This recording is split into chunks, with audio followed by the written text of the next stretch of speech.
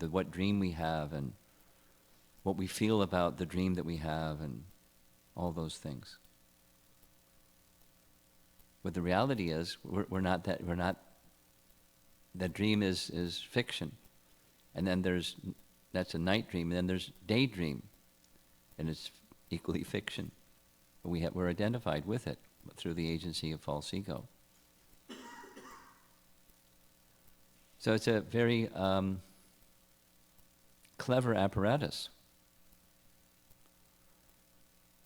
the material creation. So devotional service, going way back to chapter 25. This is chapter 30. In chapter 25, Devahuti asks the question to her son, how to become free from the affinity or the undue attachment to family life and the bodily conception. And he's still answering the question 6 chapters later. Devotional service. At the root, devotional service has the potency to cut that false attachment. It doesn't mean you run away from home. It means that you don't identify with the dream, day or night dream. You carry out your duties according to the codes of Scripture under proper guidance, all the while keeping your mind fixed on Krishna.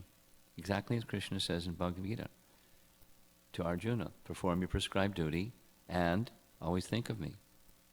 The purpose of the prescribed duty is ultimately to help us to assist in fixing the mind on Krishna.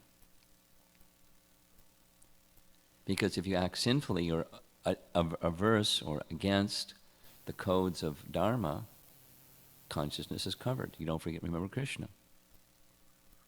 So it's an assist. It's not the essence. It's an assist to the essence. The essence is always remember Krishna. So the message from the previous section is those that forget, they're moga shamoga karma no moga jnana vacheta saha. They're defeated. Their hopes, their desires, their wish for liberation, even before they take a step or make a sound, they're defeated. Time acts moving the material energy in that way. Okay, so time is very important. We should utilize it properly. And those that are not using it properly, they're covered by the material energy, and the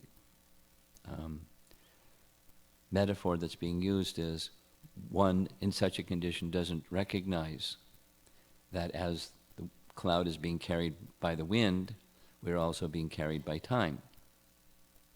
And time is passing and carrying us and bringing things into being, maintaining, and destroying things, all of which are like a dream.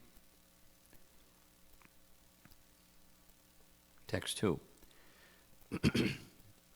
Short purport also. Whatever is produced by the materialist with great pain and labor for so-called happiness, the Supreme Personality, as the time factor, destroys. And for this reason, the conditioned soul laments. Purport. The main function of the time factor, which is a representative of the Supreme Personality of Godhead, is to destroy everything. The materialists in material consciousness are engaged in producing so many things in the name of economic development. They think that by advancing and satisfying the material needs of man, they will be happy. But they forget that everything they have produced will be destroyed in due course of time. From history, we can see that there were many powerful empires. This is the theme that Prabhupada would speak over and over again. Many powerful empires on the surface of the globe that were constructed with great pain and great perseverance, but in due course of time, they have all been destroyed. Still, the foolish materialists cannot understand that they are simply wasting time. in producing material necessities, which are destined to be vanquished in the due course of time. This waste of energy is due to the ignorance of the mass of people who do not know that they are eternal and that they have an eternal engagement also. They do not know that the span of life in a particular body is but a flash in the eternal journey. Not knowing this fact, they take the small flash of life to be everything. And they waste time in improving economic conditions. A little splash of cold water in the face.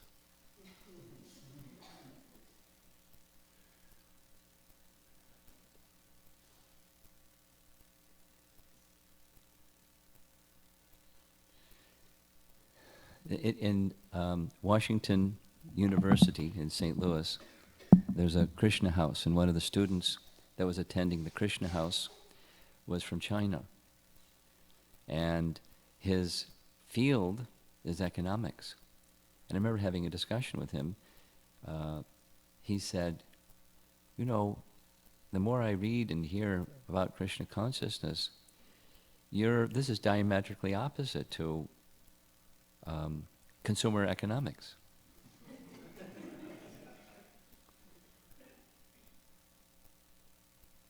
You know, the goods and services produced by a nation, and that's the barometer of its prosperity and what gets people elected or keeps them in power, whatever the procedure is, somebody comes to power. You know, they make the promise we'll develop the economy, and that's the barometer or a major barometer of success, without all the analysis. And then you need resources, so you need alliances with people that have the resources, and then there's, you know, all kinds of things that go on, and wars that go on to get the resources. And I said, you're right. But the devotees are also consumers, but the paradigm is not, for a devotee, is not consumer economics, it's spiritual economics. We utilize things in service to Krishna and in harmony with the laws of nature and so forth. So that's a big topic. What's spiritual economics? Books, devotees have written, you know, big, thick books about spiritual economics. And we're not going to discuss that this morning because it's a big topic. That's the advocacy. It doesn't, you know, don't become zero, but you utilize that which is given by Krishna in service to Krishna and consume that way. It's like, you know, the temple construction that's going to go on. There'll be contractors and engineers and materials and et cetera, et cetera, et cetera. So that's very important because it's for service to Krishna. So that's the spiritual economics. And without going through the whole long list, each of us eat and we wear clothes and we do things that we're consuming, and goods and services. The target is recognizing that's Krishna's asset and it's meant to be used in Krishna's service and not otherwise. That's a very simple way of describing spiritual economics. And according to suitability, mentioned yesterday. Yatarham upayunjitaha, according to suitability. So, text 3. The misguided materialist, Kapiladev speaking, does not know that his very body is impermanent and that the attractions of home, land, and wealth which are in relationship with that body are also temporary. Out of ignorance only he thinks that everything is permanent. Now go back to the question in chapter 25. Devahuti very clearly stated, I know this is all impermanent. Still I have affinity. So knowledge is not enough. You can know impermanence and still be attached to the impermanent. It's really easy. this nice description from Ramanuja's lifetime where a particular grahasta couple, Ramanujacharya showed special favor towards, and the sannyasis were very disturbed. He's a renunciate, and they're paying less attention to us than to this opulent couple. So then he made some arrangement to show somebody went at night and moved this sannyasi's dhoti over there, and that sannyasi's dhoti over there, and when they woke up in the morning, they were furious. Someone moved my dhoti. And then the observer was sent to the home of that couple, and without all the details, it's a wonderful story. The wife understood, here's someone that's coming, they've come to steal, so she didn't move. That the instruction was for the person to steal her ornaments. So he stole her earrings, then she rolled over to the other side so he could steal the other one. Because she was feeling bad that these renunciates, they're so impoverished. They let me give them whatever I have. So the observer could understand. Having something doesn't mean attachment if you're Krishna conscious. Generally it means you're attached, because generally we're not Krishna conscious. But having something and utilize something in Krishna's service, like the temple, or whatever, your home or your car or your computer or whatever it is, your clothing, if we use it in Krishna's service, then life becomes simple. And if it comes and it goes, it's also okay. I mean, we protect that which is Krishna's property, and we utilize it carefully. But if time takes it away, then time takes it away. We don't lament. We don't hanker and lament. We utilize things. So how one can come to that detached position requires more than knowledge, is my point. It requires bhakti. You become attached to Krishna, that's the essence of detachment. Detachment doesn't mean I don't care. It just means I'm not the proprietor and the enjoyer of that something. Krishna is. Bhoktaram jagatapasam sarvaloka maheshwaram. That nice verse from chapter 5, Bhagavad Gita. Purport, 2 paragraphs. The materialist thinks that persons engaged in Krishna consciousness are crazy fellows, wasting their time by chanting Hare Krishna. But actually he does not know that he himself is in the darkest region of craziness because of accepting his body as permanent. And in relation to his body, he accepts his home, his country, his society, and all other paraphernalia as permanent. This materialistic acceptance of the permanency of homeland, etc., is called the illusion of Maya. This is clearly mentioned here. Mohadgraha kshetra vasuni. Out of illusion only does the materialist accept his home, his land, and his money as permanent. Out of this illusion, the family, national life, and economic development, which are very important factors in modern civilization, have grown. A Krishna conscious person knows that this economic development of human society is but temporary illusion. Paragraph. In another part of Srimad Bhagavatam, this is Prahlad Maharaj, by the way, speaking to his dear demoniac father, Hiranyakashipu. The acceptance of the body as oneself, the acceptance of others as kinsmen in relation to this body, and the acceptance of the land as one's a land of one's birth as worshipable, are declared to be the products of animal civilization. Kunapetri Dhatuke. When, however, one is enlightened in Krishna consciousness, he can use these for the service of the Lord. That is a very suitable proposition. Everything has a relationship with Krishna. When all economic development and material advancement are utilized to advance the cause of Krishna consciousness, a new phase of progressive life arises. So I'll go forward with construction of the temple and renovation and all that. But do it in Krishna consciousness. Don't slip into the grip of Maya. I'm the doer, I'm the enjoyer, I'm the proprietor, and so forth. It's real easy. We're very accustomed to that field of illusion.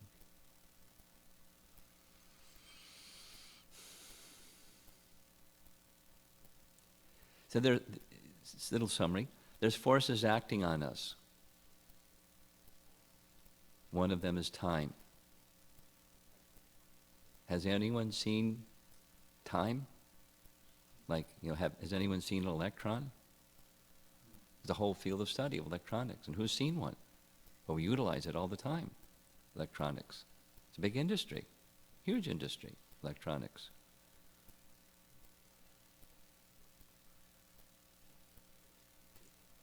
As science has utilized something it has not seen, the science of bhakti is also very conscious of something that we haven't seen, but we've seen its influence, just like we've seen the influence of electrons.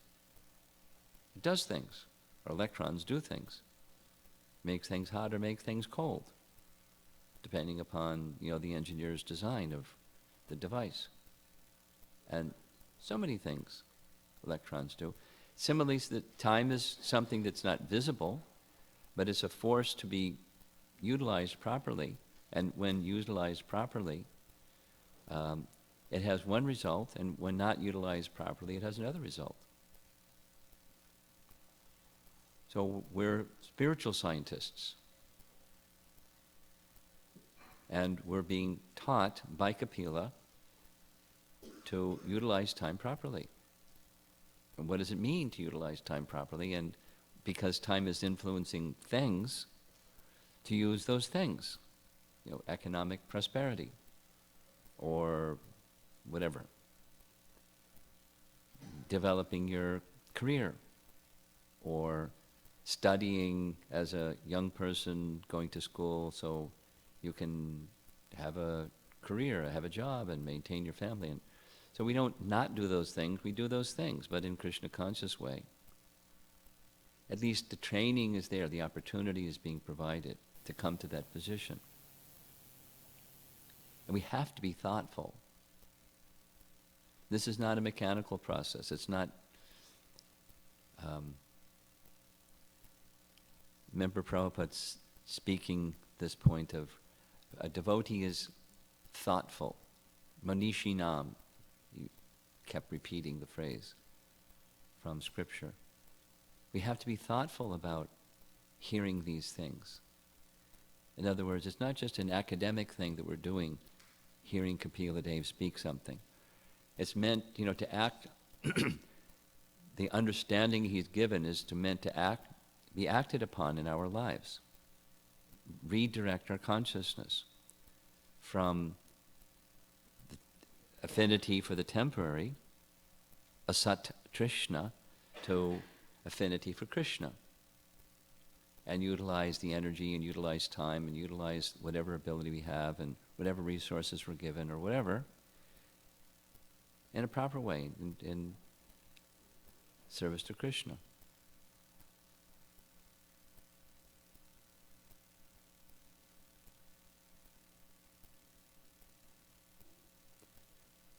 And then time acts in a favorable way instead of an unfavorable way. It's in the commentary of our acharyas, they speak about just this last point. Time also takes away from the devotee. Aging goes on. Disease goes on, death goes on. The resources that we have come and go. Time is acting in that way with the devotee as well as not the devotee. But the devotee isn't disturbed when those things happen. They understand it's just part of being here.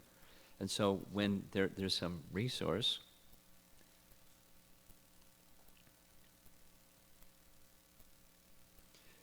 we try our best to recognize where the resources come from, not by my hard work. This resource has come. It's by the endowment of Krishna. It's come. Just studying this, there's a series of quotes by Bhaktisiddhanta, Karl the title of his Pearls of Instruction, something like that. And one of them is, right on this point,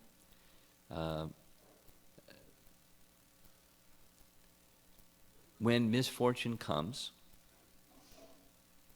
it's an instruction, when misfortune comes, I can't remember it precisely. A devotee, the essence of it is, a devotee continues to strive to please Krishna, and whether that striving to please Krishna will manifest in a result or not is in the hands of good fortune or their fortune. In other words,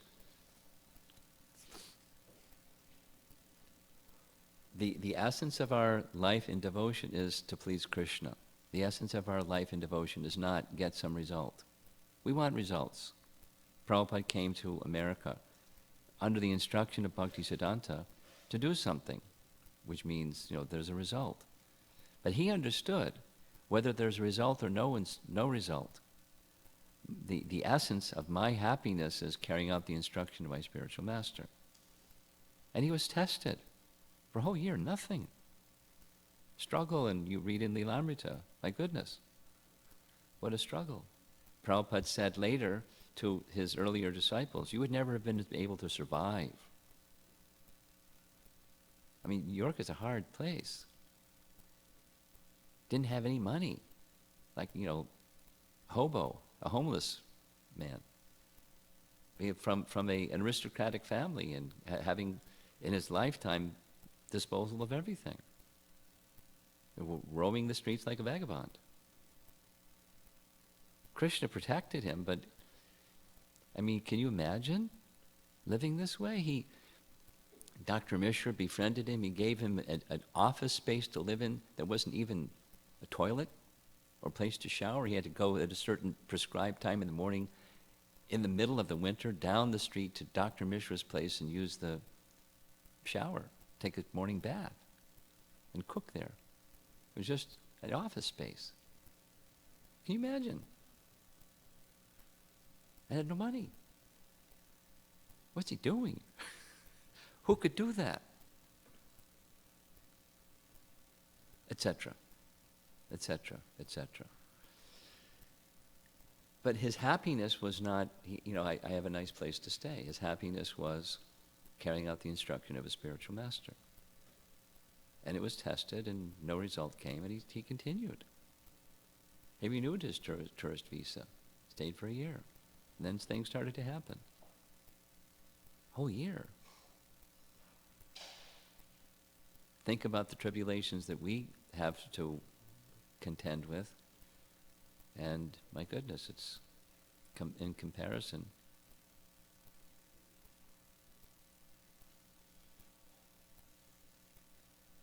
So the devotees have to endure tribulation also. The effects of time are acting in that way. At the same time, the eternal servitude is the main thing that the devotee's attention goes to. And it's that eternal servitude that carries them beyond the onto the other side, or crossing beyond the tribulations. And whatever comes out, Bhaktisiddhanta said, depends on one's fortune. Providence can make the arrangement something very wonderful, or nothing. But that's not the objective. Get some result. The objective is be properly situated in the mood of service. We want something, but it's dependent upon Krishna. And we don't become impatient. We don't stamp our little foot like a child saying, I want. Hurry up, Krishna. It's Hare Krishna, not hurry up, Krishna.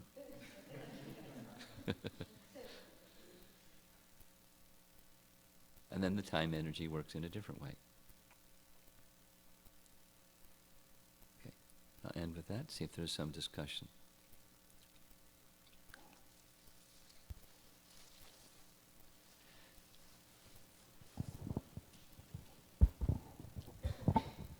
Hare Krishna, Maharaj.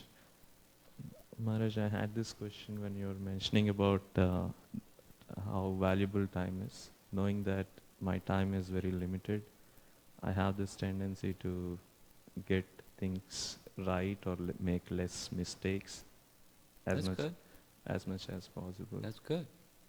So, but I think you might have answered my question, Maharaj, in the last part when you mentioned that we are Hare Krishnas and Yeah, the result is up to Krishna. We're entitled to our prescribed duty. We're not entitled to the result. Basic Bhagavad Gita teaching. I say it a different way. Same message. Our department is the service department. Krishna's department is the results department. We don't try to do Krishna's job. We try to do our job, the service department job. Do it nicely. Don't waste time. Minimize, the foolishness of, as you described, things that are not going to be effective.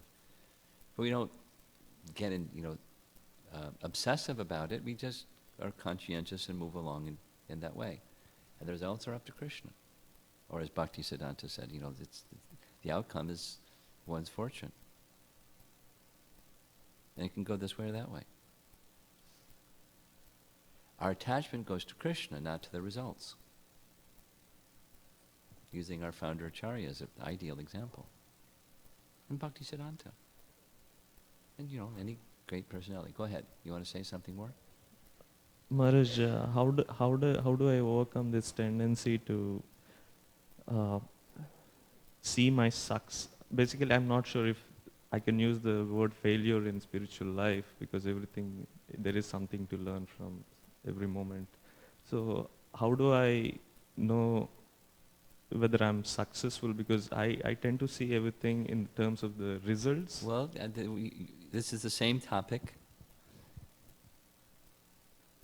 Take the microphone from him.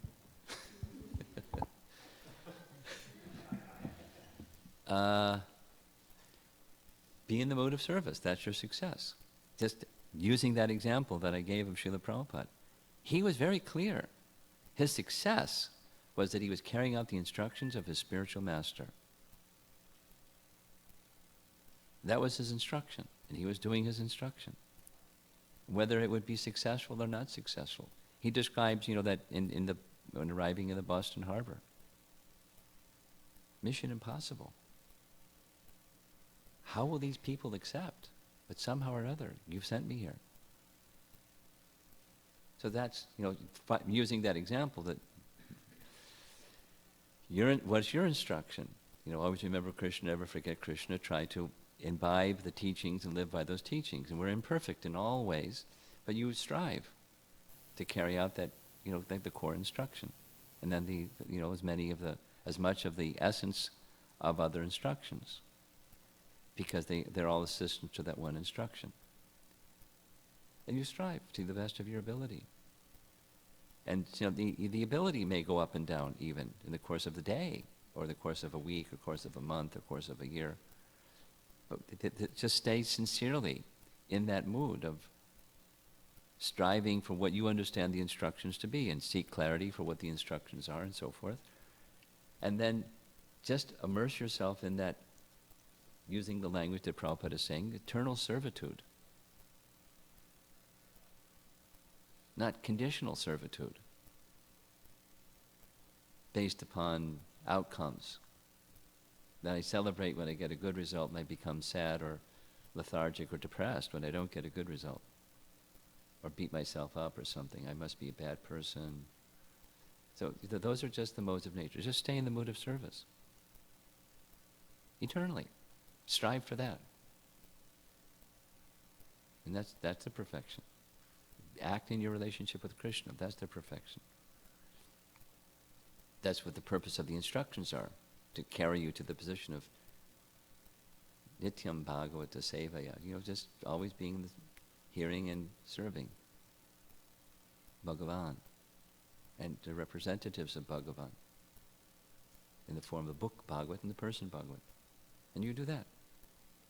That's the perfection. The other paradigm we learned very well This lifetime and lifetime after lifetime. So the force of conditioning is strong. So that's what we're battling against. The mind. It carries all those conceptions. So just, tell your mind, my dear mind, Manashiksha, please sit down. You've been in control for so many lifetimes, and you've made a mess of things. Just sit down. I'm going to give my attention to Krishna. Stop protesting. I'm going to give my attention to Krishna. That's it. You can make all the noise and whine and complain and carry on. That's, I'm going to give my attention to Krishna. This one lifetime. And that's the intelligence instructing the mind. And where does that intelligence come from? Dadami buddhi yogam tam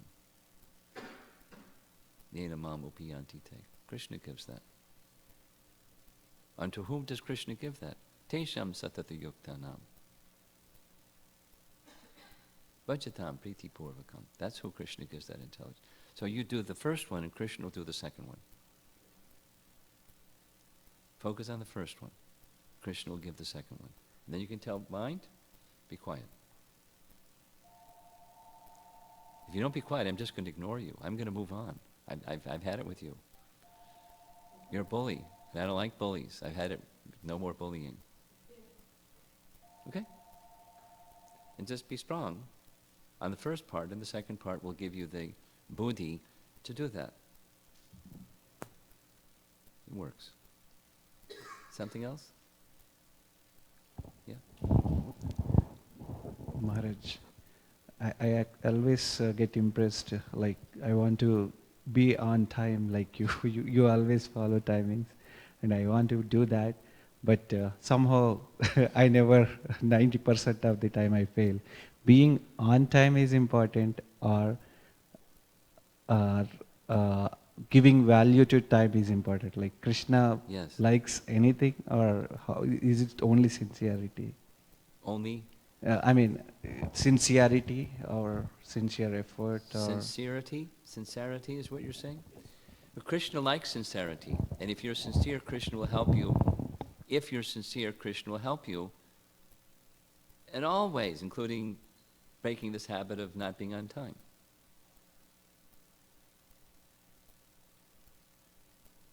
How do you... Bhaktivinoda Thakur, in Amnaya Sutra, I believe, gives this formula for eradication of bad habits. It's fascinating, right in his writings. And just, there's many elements, but one of the things he says, it may take 5 years to overcome a bad habit. But stay with it. Not fanatically, but stay with it.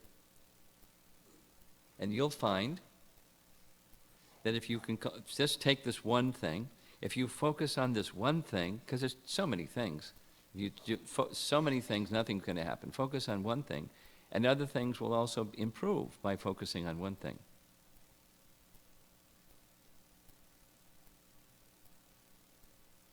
So be on time. If that's something that's of particular importance to you and you value it and you'd like to change, certainly habits can change. Bad habits can change into good habits. But you have to pay attention to it. And you can't just do it on your own effort because the material energy is carrying you. Yantarudani mayaya. You require the interference or the intervention of Krishna and his internal potency. And you practice that is being dependent upon Krishna's internal potency, and miracles happen. Not only that one. You do that one, and then other ones will follow, even with your paying the same kind of focused attention, because you're within the internal potency, as opposed to struggling. Mama Maya Duratyaya. Just, change the channel from Maya channel to a Krishna channel. And just do it with one thing. And you're connected to the Krishna channel. And the messages then come in with a strong signal. The difficulty is we're ruled by our false ego. We want to be the doer. And we get defeated.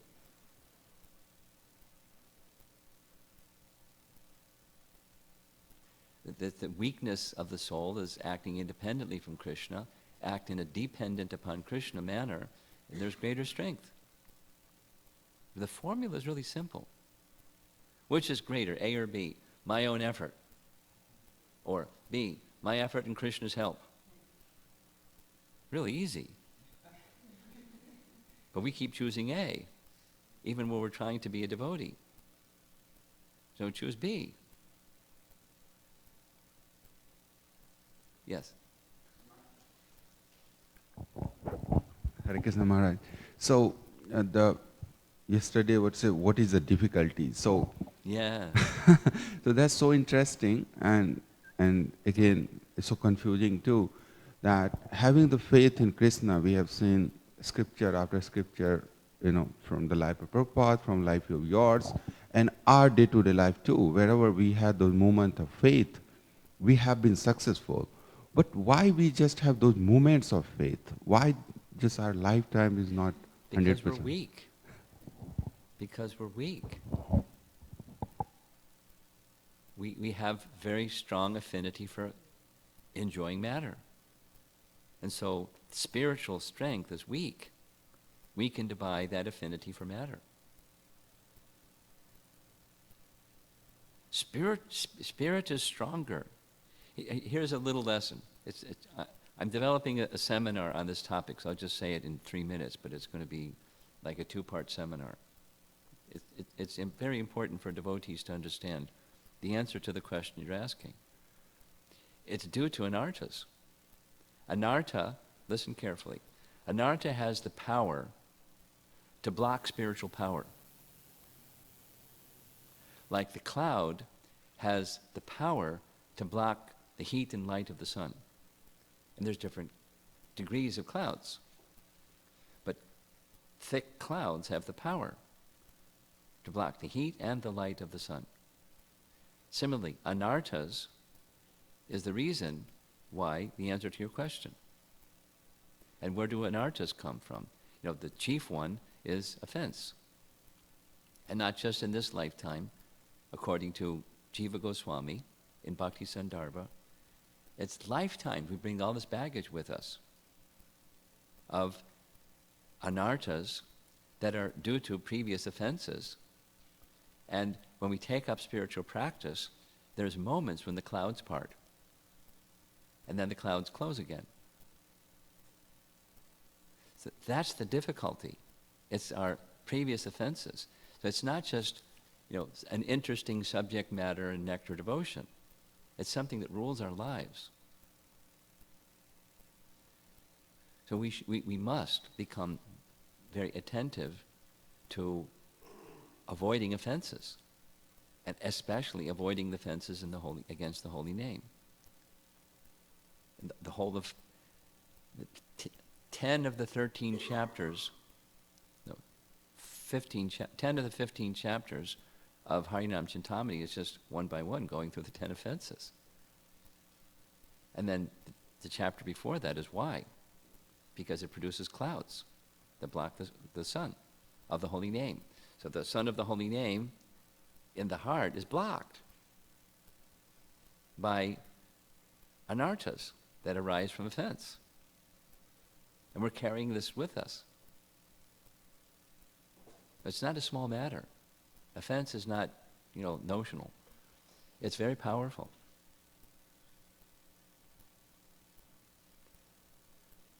We must be very careful. And just make a on the side comment, the internet is, a fantastic facility for offense making.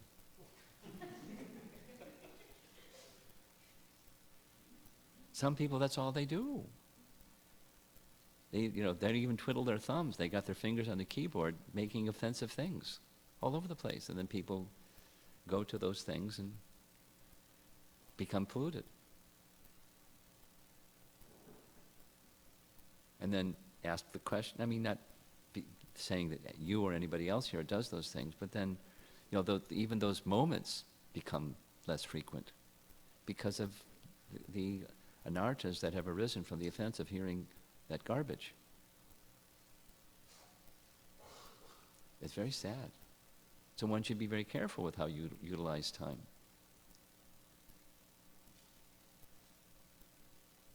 And select the association very carefully. And cultivate in the community. It's really important because you're attempting to expand, and it naturally so. The scope of who will be involved in the Hare Krishna movement. Make sure that the core group of devotees understand these principles very carefully, and don't participate, don't propagate, don't be a receiver or a transmitter of such sound vibrations that are of the nature of Vaishnava aparad and so forth. Go in the opposite direction. As a culture, then it's wholesome. And then, it's like cockroaches. I'm sorry to make the comparison, but Prabhupada was asked, can we exterminate cockroaches? He said, make the place clean, then cockroaches won't come.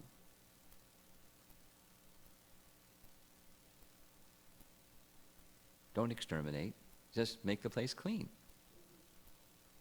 You follow? Simply, make the atmosphere such that abundantly we hear, chant, and glorify, the message of the Bhagavatam and the wonderful devotees that propagate the message and exemplify the message of Bhagavatam. We do that as a culture. And, cockroach isn't going to want to come in. But if it's not clean, cockroaches are going to come in and do the thing that just, place a playground for offense. Let's not do that. Let us be on guard, based on scriptural teaching and our own personal discipline, and that we want more than moments of clarity. We want that connection with Krishna to be very strong. You have to want that connection with Krishna to be very strong, to not succumb to this other thing, because the other thing is ubiquitous. And Kali, it's the influence of Kali, just causing quarrel amongst good people. It goes on. It's really sad. It's really sad.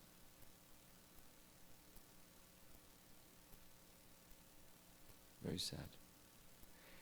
Those devotees who I have the opportunity to associate with and hear from, they speak on this point very strongly. I've noticed, I'm sorry I'm going off on this, but at the ILS, this thing that just happened in Mayapur, 3 devotees, very senior devotees, spoke on the same point. For our leaders of ISKCON, worldwide leaders, the importance of avoiding offense. For this reason, because we want to experience and be bearers of Krishna consciousness to others. That's what leaders are meant to do. So a huge obstacle is offense. We need to know what offense is and isn't, and conduct ourselves accordingly. There's a nice little dialogue between Tamal Krishna Maharaj and Prabhupada asking, what's the difference between calling a spade and offense? Etc. When is speaking the truth offense? Call a spade, the American phrase. So there's a nice discussion, and it's we should be clear what is speaking truthfully and what is offense. And don't fall into that mistake of propagating that which is going to make your moments less and make the moments of others who you're in contact with less by good intention.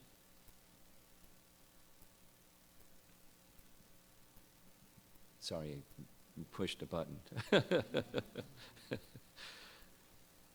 Very important subject matter. Very important subject matter for an individual and for a community, a growing community. Be really clear on this.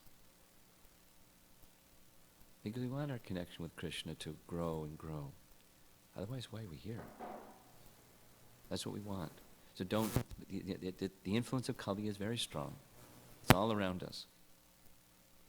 So don't succumb. So there's the antidote. Act rightly. Chant the holy name and avoid the 10 offenses. Know what they are and live your life accordingly.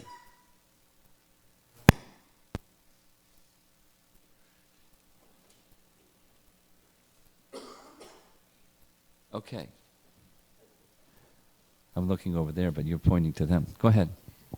2 questions and then we're going to end because of time.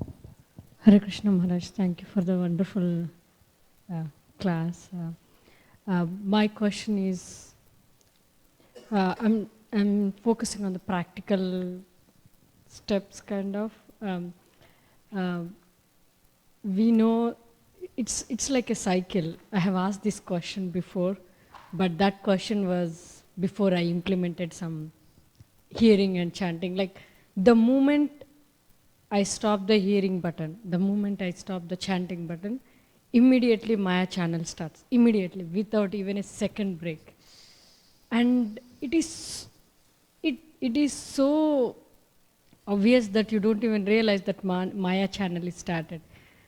Till we are hearing, till we are chanting, it is good. The channel starts and after a few minutes we realize, okay, this channel started, and maybe it's the strength of hearing and chanting that's making us realize, okay, now you are in this channel, turn it off.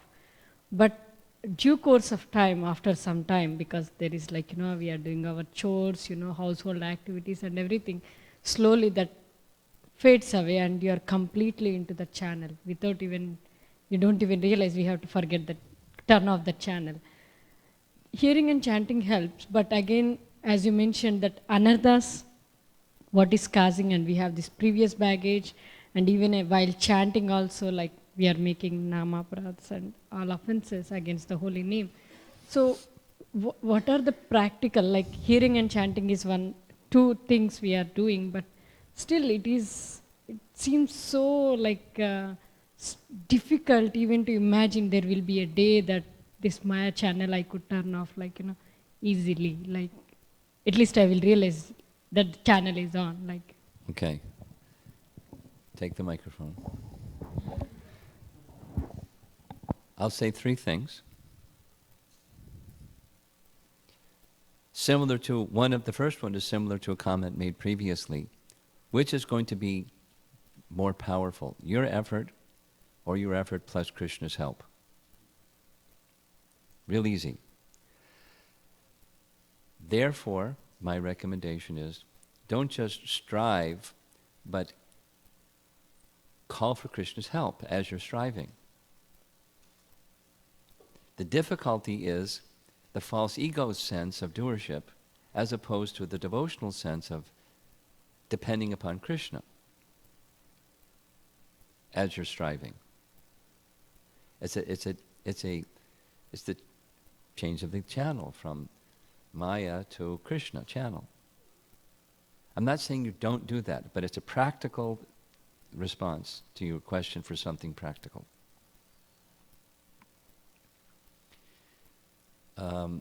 Number 2. I think it's Canto 3, Chapter 29, the same chapter we just finished.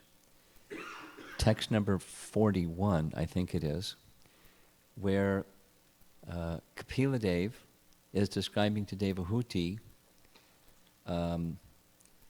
how to come to the position of pure devotion that's unmixed. He's describing what it is, he's also describing how to. Vishwanath Chakravarti Thakur gives a very wonderful, it's become one of my favorite purports of late.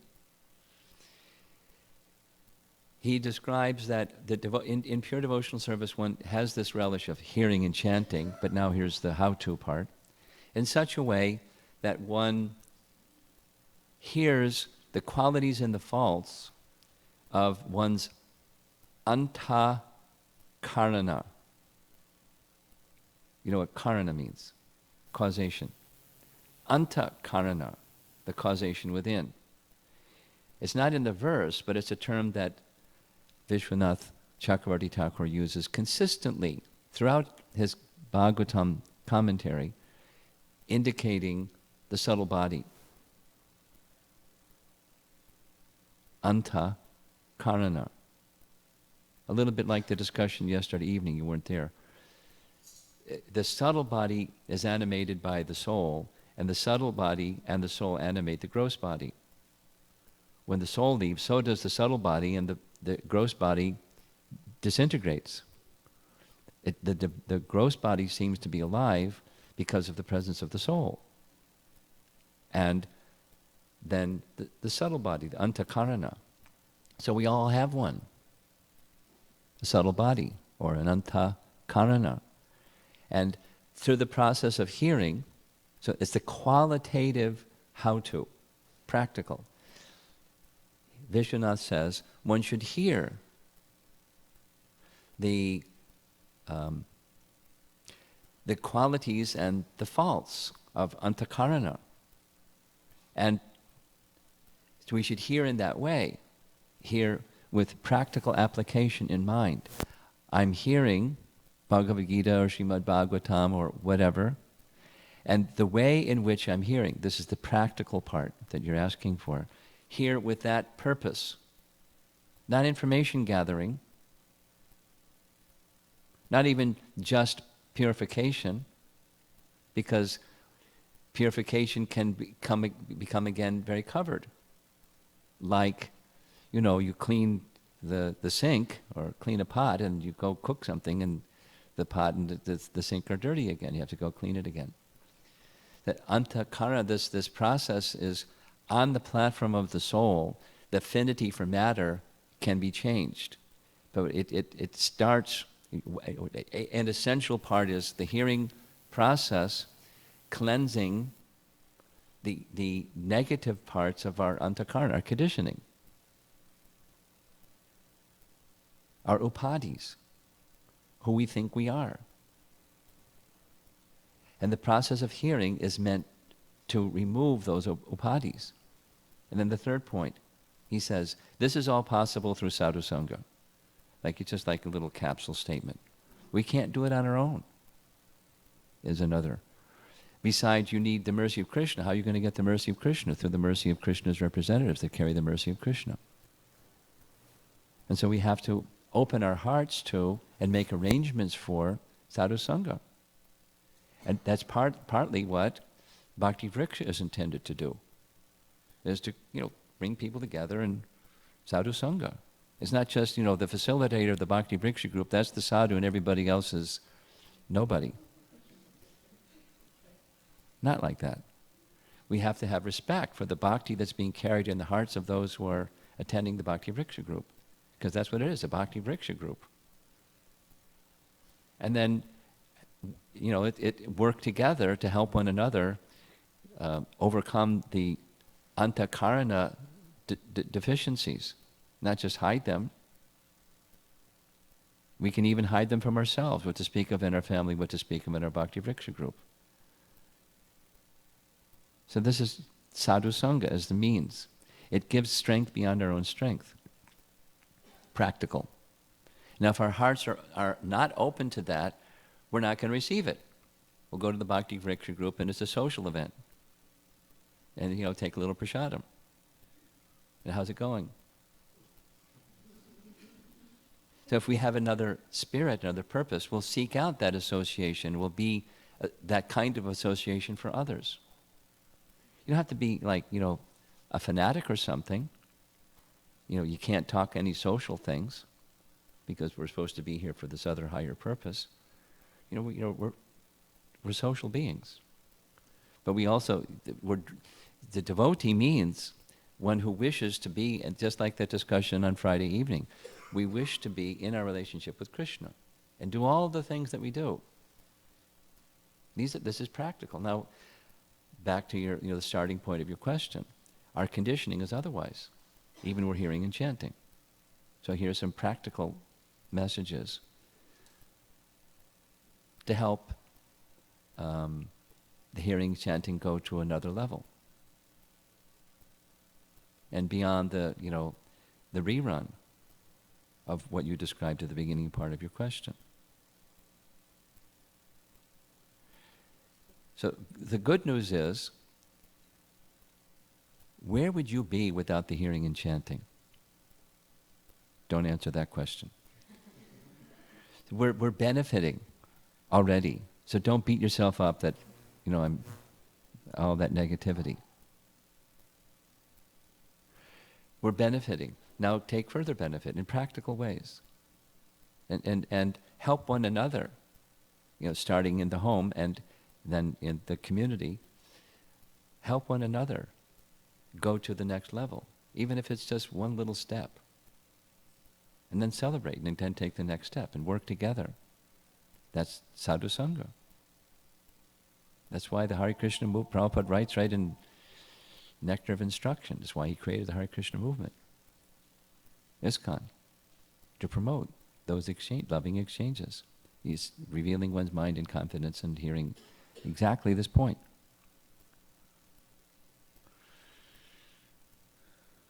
So it's an opportunity. And we require it to take proper advantage of the opportunity. And don't make the mistake of saying, well, point a finger and saying, well, something not nice about the companionship that is provided. Rather, be that example of what you would like others to be, what you'd like the world to be, as best you can. And you strive like that, Krishna will help you.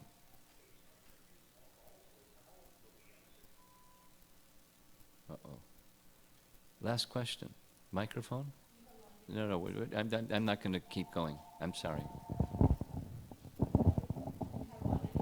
I did. Okay, then he gets to ask his question. Last question. Thank you so much, Maharaj. Maharaj, my question is twofold. One is regarding time. Okay. The first one is verse number 2.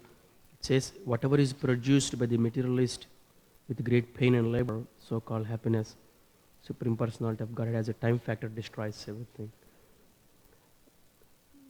I'm trying to understand when Krishna says in Bhagavad Gita, Yogonasta Parantapa, this knowledge I gave into Vivaswan, it's lost by time. How do we understand? Because that is a spiritual thing given by God. How come that vanished by time? So this question number 1, can I answer Yes. that one before you go to question number 2? Yes, Maharaj. It doesn't get lost, it just gets covered. It's not destroyed. Vinashati doesn't mean it goes out of existence, that kind of destruction. Rather, it just gets covered over. Like the soul gets covered over. The soul isn't destroyed. And the knowledge that Krishna gave to Vivaswan isn't destroyed, just covered over. Because of the influence of time, and specifically, consciousness of somewhere along the line, the consciousness of someone slipped or went away from the core message. Same thing for us. Correct? I mean, we're hearing the Bhaktivedanta purports from an unquestionably ideal, exemplary acharya. Now, that's been entrusted to us, to you and to me, and all the rest of us. Is that going to be destroyed? No. It may become covered. We may take that message and go in that direction or some other direction. Original message isn't destroyed, it's just covered.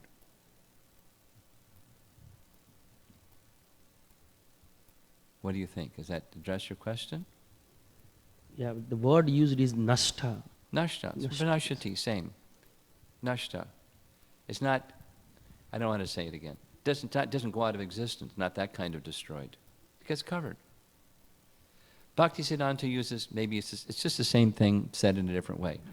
Bhaktisiddhanta used this term, he got it from his father, Vaishnava Vishva Raja Sabha, otherwise known as ISKCON. Vaishnava Vishva Raja Sabha. All over the world, the international Sangha of Vaishnavas. He says it always exists, just like a river. It may sometimes go underground or appear to be dried up, but it's there. And in time, the river will again manifest. So similarly, Bhaktisiddhanta, this is as a youth. He started this as a youth, Vaishnava Vishva Raja Sabha, saying he wanted to manifest that river again on the order of Mahaprabhu. So how do you do that? Hearing and chanting. How did Prabhupada do it? Hearing and chanting. How do you do it? Hearing and chanting. We promote that, and when there's hearing and chanting, it's a very example of what we're doing right now. This was a Baptist church, and on the other side of the altar was a bathtub. I saw it. It's not there anymore. But somehow one of the rituals, there was dunk people in the bathtub and baptize them. So now it started during the 60s, when some people from the south part of the U.S. came here and bought a property in Naperville to start a Baptist church in Naperville. And some time passed, and the board members started to disagree with one another, and they didn't have the financial means to maintain the place, so they sold it.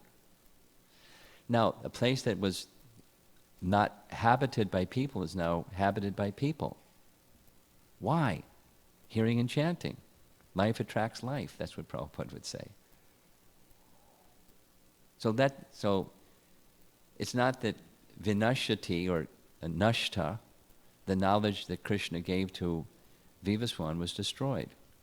But we could make the same mistake, this wonderful teaching that Prabhupada. So we must be very careful to not destroy, but to preserve, and preserve with integrity the message, and live that life.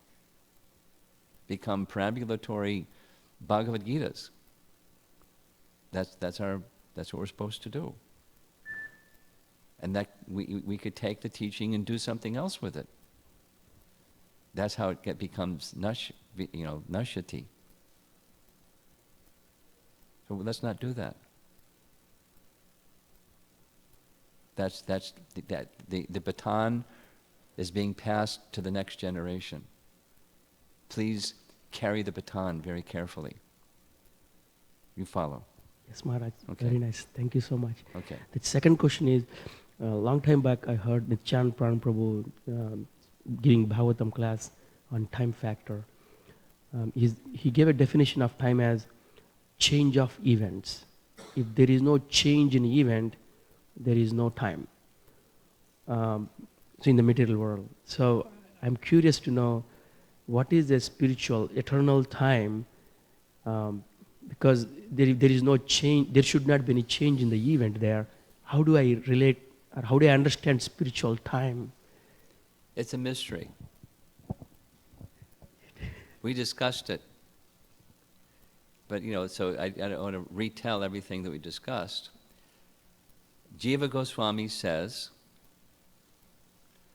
there is no past, present, and future kind of time. There is eternal time that has, by the power of Yogamaya, the sense, the mistake, vibhrama, B-H-R-A-M-A, vibhrama, the sense that time is passing. Because otherwise there's not events. There's lila that are eternal, and there's the sense of, Krishna's at Nandagram, then he goes out in the morning, he takes his bath with, there's events. There's the sense of passage of time, although the pastimes are eternal. It's mystical. Or seeming contradictory, or seeming like, this is word jugglery here, what's going on. Yes, Maharaj. But it's the internal potency acting to enhance Krishna's pastimes, and that's the spiritual world. Krishna can expand and contract time. It's very flexible because it's actually eternal. It's just his Leela, and it's facilitating his pastimes. One of my favorite examples is in the Kaliya Damana Leela. Balaram that morning stayed home.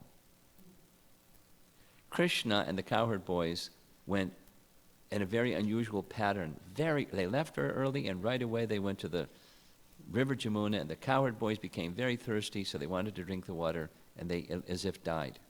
So anyway, the pastime ensued. Krishna's in the coils of the Kaliya serpent practically the whole day. Now, how long you've been to Vrindavan? Never been to Vrindavan. So if you were to travel in a taxi from Kaliyagat to Nanda Maharaja's palace, it takes several hours by taxi. So one of the Vaishnavas, Vrajavasis, went all the way back to Nandagram to tell Nanda Maharaj the difficulty that Krishna was in. And then Nanda Maharaj came. That's like half a day, at least, that by taxi. And they didn't have taxis. So time, the movements between point A and B can be less because time energy is very flexible for Krishna's pastimes.